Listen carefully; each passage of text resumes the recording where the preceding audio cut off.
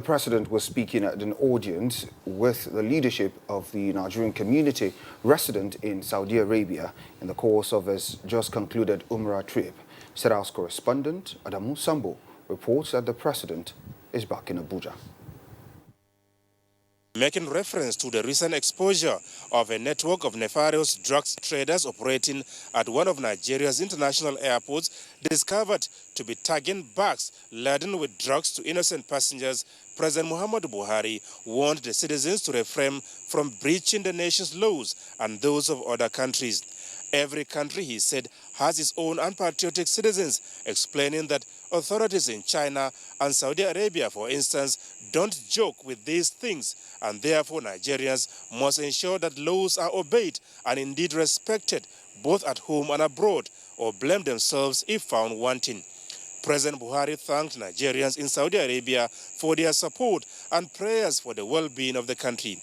He promised to continue to do his very best, securing the country, improving the economy, and fighting corruption. The president expressed the belief that the renewal of his mandate by Nigerians was in the realization that the governing APC is doing its best in addressing genuine national aspirations and promised that the trust of the citizens will continue to be kept.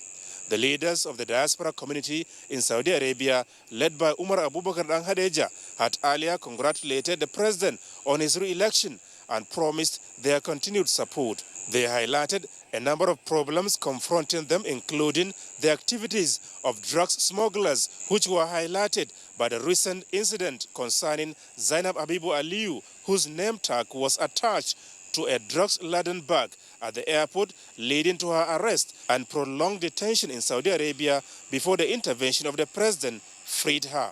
She has since been reunited with her family.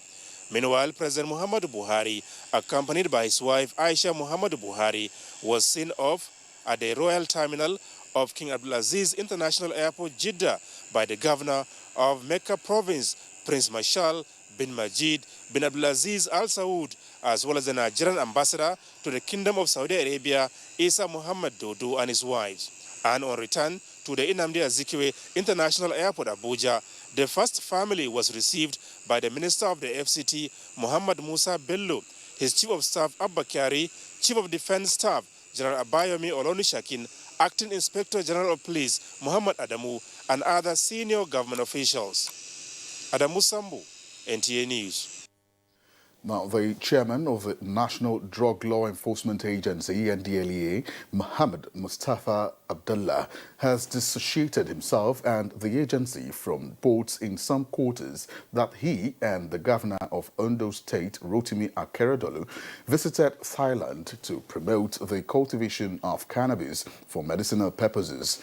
The NDLEA boss denied this allegation in its entirety, describing the trip as purely one to understudy Thailand's successful migration of some of her citizens formerly engaged in illicit poppy plants cultivation to the cultivation of legitimate economic crops such as coffee, tea, and other lawful businesses. The NDLEA further restates its opposition to legalizing cannabis for recreational purposes, stressing that the Operation Thunderstorm undertaken by the Ondo command of the agency in destroying about 4,000 hectares of cannabis sativa planted attests to this stance. The federal government has described former President Olusegun Obasanjo's comment imputing ethno-religious motive to Boko Haram and ISWAP as deeply offensive and partly divisive, saying such indiscreet comments are far below the status of an elder statesman. In a statement, the Minister of Information and Culture, Lai Mohammed, said it was particularly tragic that a man who fought to keep Nigeria as one is also seeking to exploit the country's fault lines to divide it in the twilight of his life. He said Boko Haram and ISWAP are terrorist organizations, pure and simple.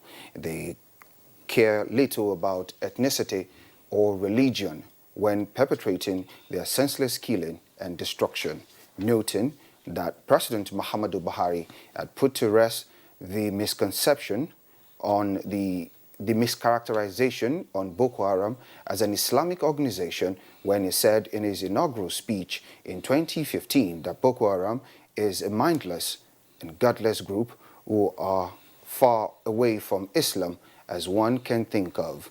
He said Obasanjo's prescription for ending the Boko Haram crisis, which includes seeking assistance outside the shores of Nigeria, coming several years later as President Muhammadu Buhari has done that and more since assuming office.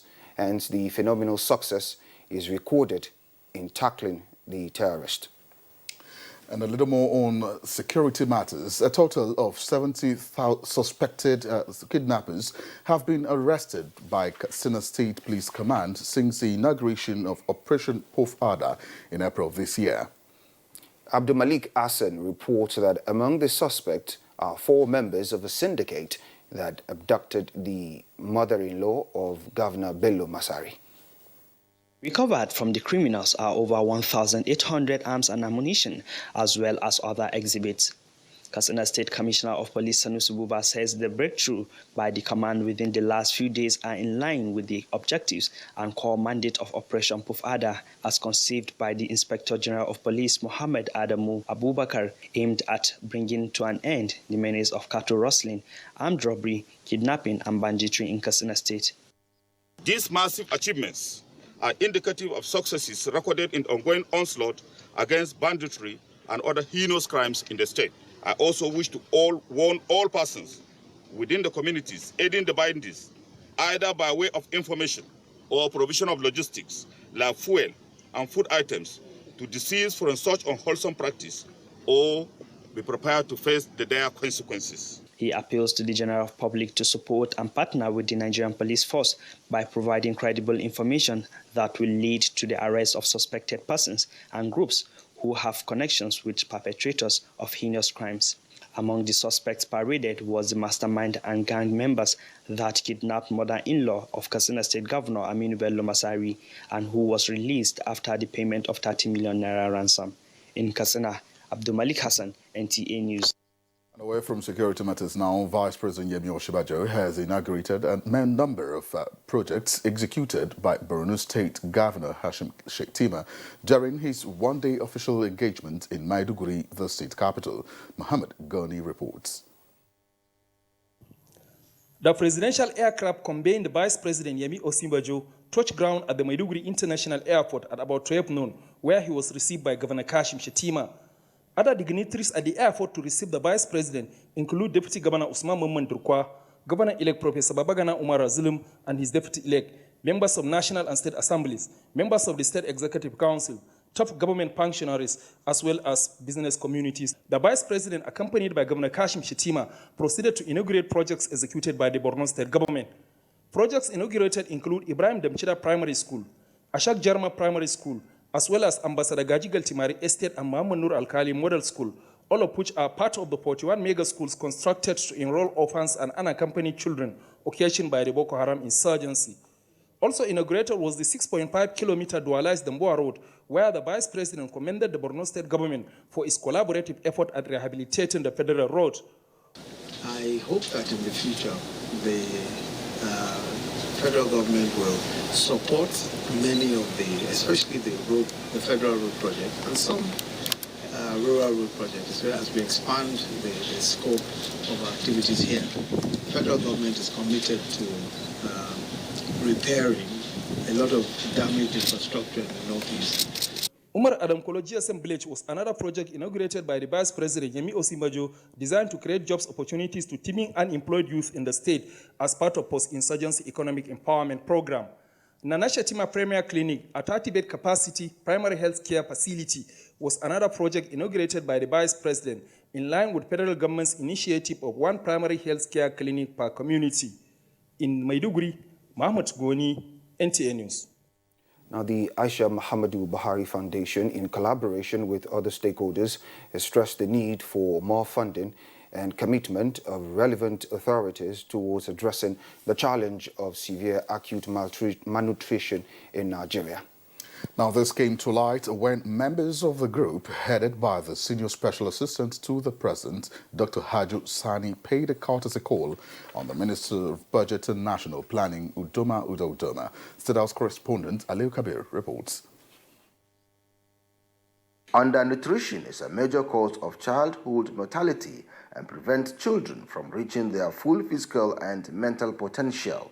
As part of her advocacy, the wife of the president under the Aisha Muhammad Buhari Foundation is collaborating with other critical stakeholders to address the challenge.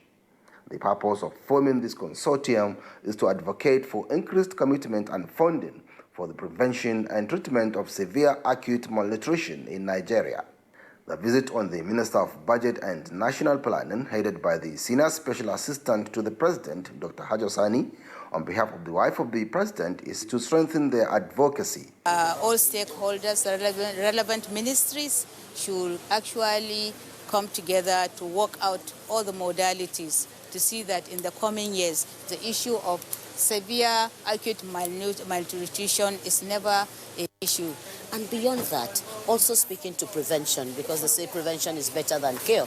And so these advocacy, the consortium, are also doing that. But more than anything else is ensuring that funding is made available all the time. I've listened to the issues that you have raised. We will address all of them. Other members of the consortium comprise the Civil Society Legislative Advocacy Center, CISLAC, International Society of Media in Public Health, as well as Network of Health, Equity and Development. I am Aliu Kabir, NTA News. Still on health matters, 100 million Nigerians are to be covered by the Basic Healthcare Provision Fund of the federal government. Now, this was part of submissions by the Minister of Health, Isaac Adewale, when he briefed the Senate on the state of facilities in teaching hospitals in Nigeria. Correspondent Ignatius Ngwo tells us more. Well, the visit of the minister is in lieu of the resolution of the Senate on the 8th of May 2019. Well, they said the resolve that the health minister should come and brief the Senate, particularly on facilities, resources and infrastructures in teaching hospitals, because there was a motion that the facilities at the teaching hospitals in Nigeria are beginning to deteriorate, and the senators now said it's better for them to hear directly from the minister in charge of this sector. And today, the senators, for more than 2 hours, engaged the minister, who was able to put down some of the programs that he has initiated, and then what the nation is actually going to expect from these programs and some of the challenges and solutions to some of those issues raised. Well, we have with us here Senator Foster Ogola. He's here trying to tell us what are the resolutions from the meeting with the Minister of Health. Thank you for joining us. There was a circle that our efforts in the 2018 and 2019 budgets, whereby we raised the tempo in funding health, became a game changer. And that if we continue with that tempo, there's hope for all of us. Thank you very much for your time. Yeah. All right. We also have Senator Jibrin Barau, who was also on the floor when the minister briefed. He spoke eloquently, and the facts that he stated are very, very clear for everyone to see. It remains that the tertiary health institutions are overstretched. They are meant, the tertiary health institutions, teaching hospitals, and so on, health centers, and other tertiary institutions are actually meant to take cases of referral. But nowadays you find everybody, including those that have a malaria fever, those that have a headache, they go there without exhausting the facilities available at the primary health centers and the secondary health institutions. Thank you very much. Thank you. Well, the minister was able to explain the relationship between the primary, secondary, and tertiary health system as a pyramid, where the primary health care system, the secondary healthcare system, their functionality is very important to the performance of the tertiary healthcare system, and therefore the minister also called on state governors to partner with Federal Ministry of Health to ensure that the general health system in Nigeria is improved. Well, this is what we have for you at the moment. Moving on, the need for the Independent National Electoral Commission, INEC, to create additional constituencies was again a subject of discourse at Tuesday's plenary at the House of Representatives as lawmakers urged the commission to review and update state constituencies in line with constitutional provision. National Assembly correspondent Lami Ali reports. The call was in response to a motion tabled by Representative Edward Pojok and Benjamin Wayo on the need for the National Assembly to approve the proposal of INEC to create 2 state constituencies from Oshongo in Benue State. The House of Assembly of a state shall consist of 3 or 4 times the number of seats that state has in the House of Representatives, divided in a way to reflect, as far as possible, nearly equal population. This will also be bringing to pass the decision of the Public Petitions Committee that took a decision that INEC should obey the court orders and conduct elections within 90 days. That decision was taken in 2016. This particular issue is cross-cutting and generic to many states. The lawmakers approved the motion and resolved to seek concurrence of the Senate. Also approved at Tuesday's plenary was the report of the Conference Committee on a bill for an act to regulate the manufacture, importation, distribution and quality control of fertilizer in Nigeria. Those in favor of the motion say aye. Those against it say nay. Ayes have it. The chairman of the ad hoc committee is set up to investigate alleged non-remittance of trillions of naira of stamp duty charges by deposit money banks into the Federation account. Representative Yunus Ahmed also laid the committee's report at plenary. Meanwhile, the House passed for second reading a bill for an act to repeal and reenact the Federal Colleges of Education Act to enable the inclusion of all colleges of education established after 1986 in the proposed act. From the National Assembly, Lami Ali, NTA News. Now, a public hearing on a bill to amend the Deep Offshore Act 2004 has revealed that the Nigerian oil production sharing contracts law is the magic wand that will prevent the country from borrowing to fund its budgets. Abdullahi Aminu reports. Section 16 of the Deep Offshore and Inland Basin Production Sharing Contracts Act 2004 provides a room for a review if the global price of crude oil at any time exceeds $20 per barrel. These players in the industry feel amending the bill will provide additional revenue to the government of the Federation and ensure that the production sharing contracts are economically beneficial. These have been left undone since 1993 when this law was passed. Despite a short-term increase in government revenue, more than $27 billion of currently planned deepwater investments would no longer be economically viable.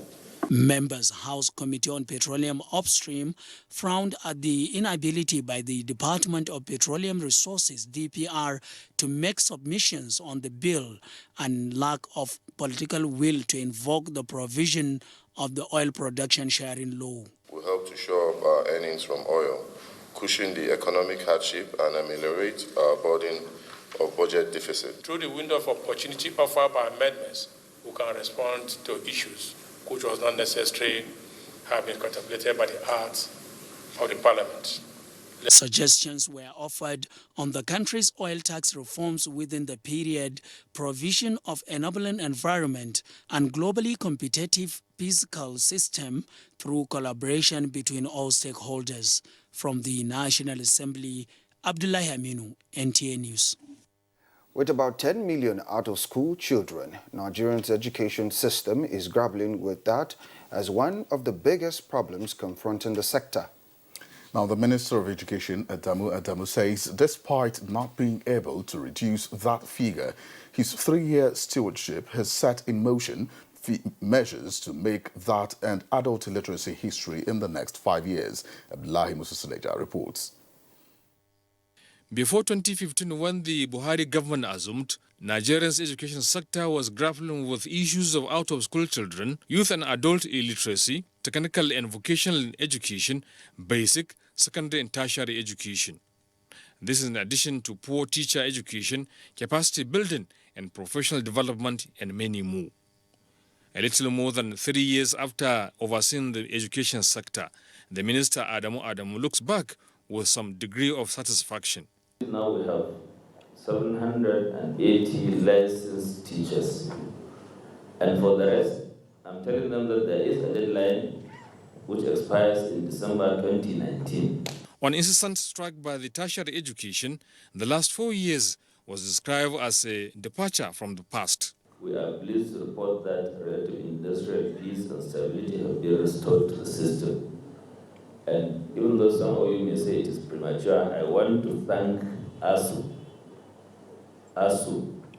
and all other unions on campus. Minister of Information Lai Muhammad describes the valedictory media briefing as a positive outcome from the industrial harmony the education minister enjoys from the staff and management of the ministry. The valedictory media briefing is coming on the heels of the end of the tenure of the present dispensation. Abdullahi Musa Suleja, NTA News. Now, the public presentation of the book titled Michael Adiku and the Dynamics of Leadership provided another opportunity for the clarion call on Nigerians to always do the right thing.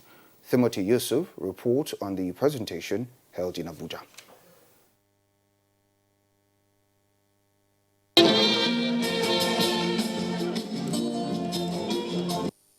The 285-page book is in 12 chapters, chronicling a scintillating mix of innovative and workable strategies for managing a complex system to achieve sustainable growth. Many here believe that exceptional leadership requires thinking out of the box and being innovative in concept and approach. Such, they say, is the quality of the 6th Vice Chancellor of the University of Abuja, Professor Michael Adiku. Since people are different in the way they think, the leader should provide the focus and draw everyone to it while trying to accommodate their excesses, and then success will be achieved. We have refused to study from our past leaders, and that's exactly what we have done in this book. How has he done it?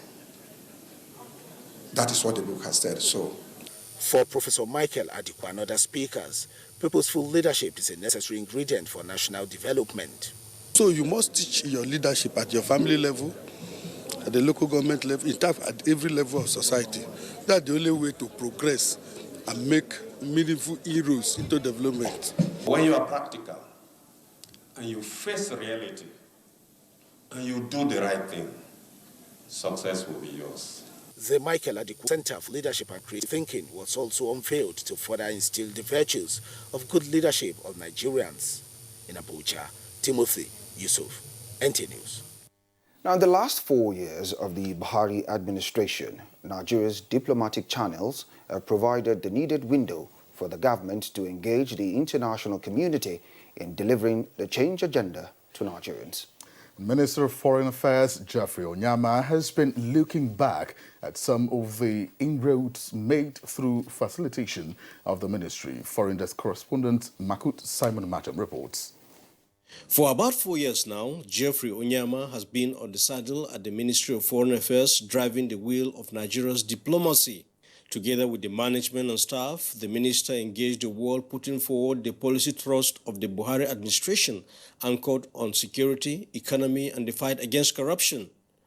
These efforts created the ambience for President Muhammadu Buhari to engage his counterparts in different parts of the world and seek mutual cooperation in changing Nigeria's fortunes for good. In recapping the strategies adopted and energies exerted, the minister alluded to the fact that President Muhammadu Buhari's personal integrity made diplomatic engagements more result-oriented. What all this does is it tells countries all around the world that Nigerian leadership, is ready and open for honest business, and that Nigeria is going in a totally different trajectory under this president, and that countries around the world should no longer see Nigeria as a pariah. He also recalls how the president stood tall at the United Nations, African Union, the ECOWAS, and other multilateral and bilateral engagements, galvanizing international coalition in the fight against corruption and terrorism. There was a conscious outreach to all the countries of the world that we felt were relevant to our security and our fight against terrorism. These are our immediate neighbors: Cameroon, Chad, Niger, Benin Republic. And with them, we forged a military alliance, the Multinational Joint Task Force. Mr. President, his first trips as president was to those countries to ensure that we were all on one page to fight terrorism and assure the security and territorial integrity of our country. The minister says more investments need to be made in training and retraining of Nigerian diplomats, while the ministry's funding should be adequate and released on time to avoid putting the nation's integrity and reputation in jeopardy. In Abuja, Makut Simon Macham, NTA News. You're still watching the news at 10 on the network service of the NTA. More news after we return. Do stay with us. If you check the world, you will notice that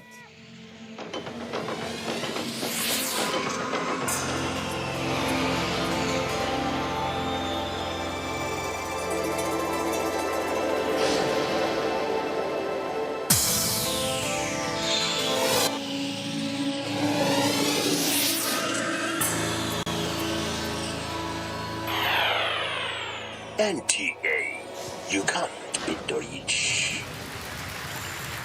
You can follow us on all our social media platforms: Facebook at NTA Network News, Instagram at NTA Network, Twitter at NTA News Now, YouTube at NTA News Online, or visit www.nta.ng.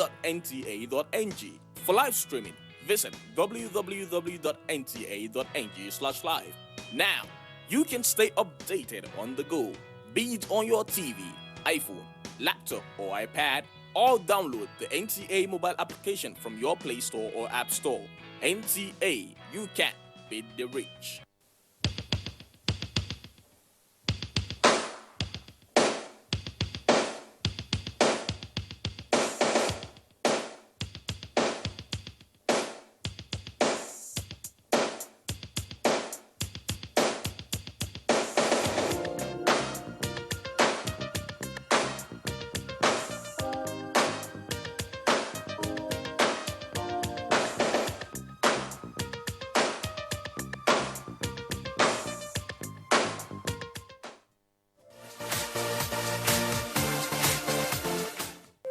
Creative.